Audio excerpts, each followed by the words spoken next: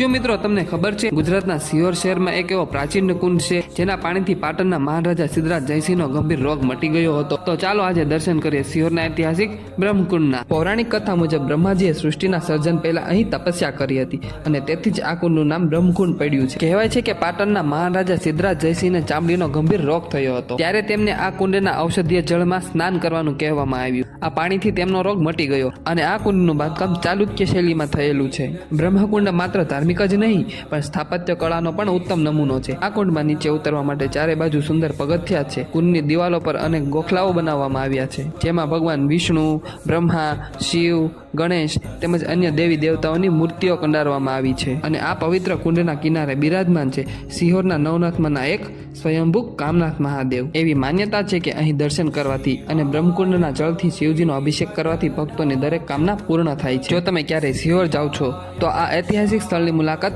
અચૂક લેજો। કોમેન્ટમાં હર હર મહાદેવ જરૂર લખજો અને તમારા મિત્રોને આ વિડીયો શેર કરી દેજો।